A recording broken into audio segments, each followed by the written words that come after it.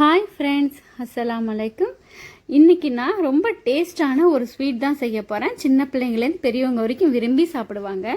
அதுக்கு நான் ஒரு அகலமான பாத்திரத்தில் 1/4 கப் அளவுக்கு நல்லா கெட்டியான தயிராக எடுத்திருக்கேன். ரொம்ப புளிக்காத தயிராக பார்த்து எடுத்துக்கோங்க. இதில் 2 ஸ்பூன் அளவுக்கு நான் நெய் சேர்க்குறேன்.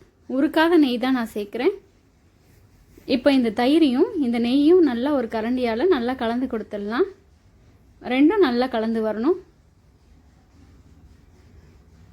பாருங்கள், நல்லா கலந்து விட்டாச்சு. இப்போ இதில் 1 கப் அளவுக்கு நான் கோதுமை மாவு எடுத்திருக்கேன். மாவு நல்லா சலிச்சிட்டு சேருங்க.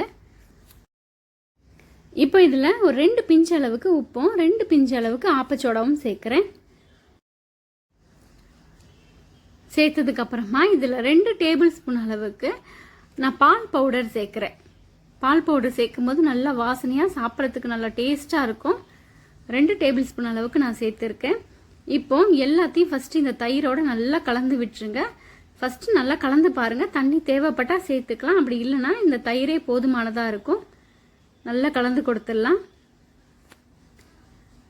இப்போ எனக்கு கொஞ்சம் தண்ணி தான் தேவைப்படுது. நான் கொஞ்சமாக தண்ணி தெளித்து பிசைய போகிறேன்.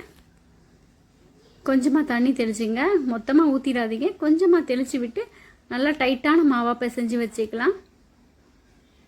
பாருங்கள், நல்லா மாவு நமக்கு நல்லா டைட்டாக இருக்குது. இந்த மாவு ஊறணுன்னு அவசியம் இல்லை, உடனே நம்ம செய்ய ஆரம்பிச்சிடலாம். இப்போ நான் ஒரு பூரிக்கட்டை எடுத்திருக்கேன். கொஞ்சமாக மாவு எடுத்திருக்கேன். ஒரு 3 பாகமாக நான் மாவை பிரிச்சுட்டு இதில் அதுலேருந்து ஒரு பாகம் ஃபஸ்ட்டு எடுத்து இதை நல்லா கொஞ்சம் திரட்டி விட்டுக்கலாம். ரொம்ப மெலிசாக தேய்க்க வேணாம், ஓரளவுக்கு மீடியமான அளவுக்கு நம்ம தேய்ச்சி விட்டால் நமக்கு கரெக்டாக இருக்கும். அப்போ பாருங்கள், நான் இப்போ காட்டுறேன் பாருங்கள். இந்த அளவுக்கு இருந்தால் நமக்கு கரெக்டாக இருக்கும். பாருங்கள், இந்த அளவுக்கு மொத்தம் இருந்தால் நமக்கு சரியாக இருக்கும். இப்போ இது ஓரங்களில் நம்ம ஒரு கத்தி வச்சு கட் பண்ணி எடுத்துடலாம். நான் கட் பண்ணுற மாதிரி தான் நீங்கள் கட் பண்ணணும்னு கிடையாது. உங்களுக்கு பிடிச்ச ஷேப்பில் நீங்கள் கட் பண்ணிக்கலாம். நான் கொஞ்சம் நீல வாக்கில் இருக்கிற மாதிரி கட் பண்ண போகிறேன்.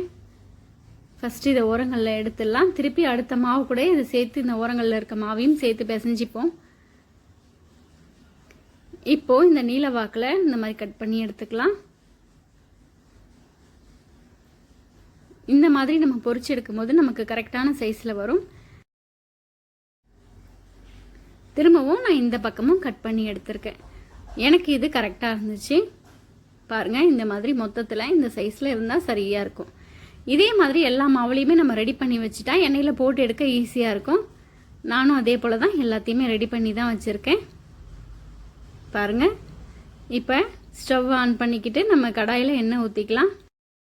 எண்ணெய் நல்லா சூடானதுக்கப்புறமா அடுப்பை சிம்மில் வச்சுக்கலாம். நம்ம பொரிச்சு எடுக்கிற வரைக்குமே அடுப்பு சிம்மில் தான் இருக்கணும். அப்போ தான் நல்லா உள்ளே வெந்து வெளியில் நல்லா சூப்பராக மொறுமொறுன்னு வரும். தீயை அதிகப்படுத்திடாதீங்க, கம்மியாகவே இருக்கட்டும். நம்ம எந்த அளவுக்கு கடாய் வச்சுருக்கோமோ அந்த அளவுக்கு பார்த்துக்கிட்டு சேர்த்துக்கோங்க. நல்லா ஒரு பக்கம் நல்லா புஷ்ஷுன்னு உப்பி நல்லா செவந்து வந்திருக்கு. இன்னொரு பக்கம் திருப்பி போட்டுக்கலாம். இந்த 2 பக்கமும் நல்லா கோல்டன் ப்ரௌன் கலர் ஆனதுக்கப்புறமா இதை வெளியில் எடுத்துக்கலாம்.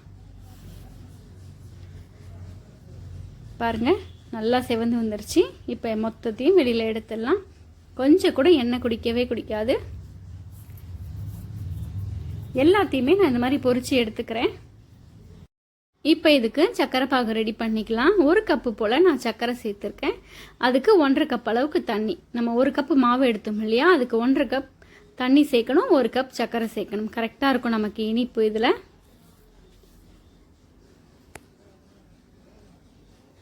இதில் கொஞ்சமாக ஏலக்காய் தூள் அதையும் சேர்த்துட்டு நல்லா சர்க்கரை கரையிற வரைக்கும் வெயிட் பண்ணலாம்.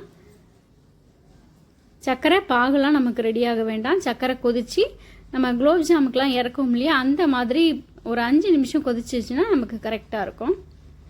இப்போ நமக்கு சர்க்கரை பாகு ரெடியாக இருக்குது. ஸ்டவ் ஆஃப் பண்ணி விட்டுறலாம். இதை நான் வேறு ஒரு பாத்திரத்துக்கு மாற்றிக்கிறேன். நான் எந்த பாத்திரத்தில் மாவு பிசைஞ்சோ அந்த பாத்திரத்துலேயே நான் மாற்றிக்கிட்டேன். கொஞ்சம் அகலமாக இருக்கும். சர்க்கரை பாகு நல்லா சூடாக இருக்கும் போதே நம்ம ரெடி பண்ணி வச்சுருக்க எல்லாத்தையுமே இது உள்ளே சேர்த்துடலாம். இந்த மாதிரி சேர்த்துட்டு ஒரு மூடி போட்டு அப்படியே விட்டுருங்க. விட்டுட்டோம்னா ஒரு 1/2 மணி நேரம் கழித்து பார்த்தோம்னா நல்லா சாஃப்டாக ஊறி இருக்கும். எல்லாமே இருக்கட்டும். பாருங்கள், நமக்கு நல்லா ஜூஸியான சூப்பர் டேஸ்டான ஒரு ஸ்வீட் நமக்கு ரெடி ஆயிடுச்சு.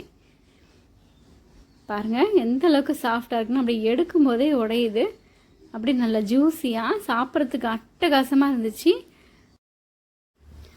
இப்போ ஸ்கூல் போகிற பிள்ளைங்க ஒரு நாளைக்கு ஏதாவது காரமாக கேட்குறாங்க, இன்னொரு நாளைக்கு ஸ்வீட்டாக ஏதாவது கேட்குறாங்க. அந்த மாதிரி இன்றைக்கி நம்ம வீட்டில் ஸ்வீட் தான் செஞ்சுருக்கேன். ரொம்ப டேஸ்ட்டாக இருந்துச்சு. எங்கள் வீட்டில் எல்லாருமே ரொம்ப விரும்பி சாப்பிட்டாங்க. கண்டிப்பாக நீங்கள் உங்கள் வீட்டில் இந்த மாதிரி ஒரு தடவை ட்ரை பண்ணி பாருங்கள். ட்ரை பண்ணி பார்த்துட்டு எப்படி வந்துச்சுன்னு கமெண்ட் பண்ணுங்கள். தேங்க்யூ.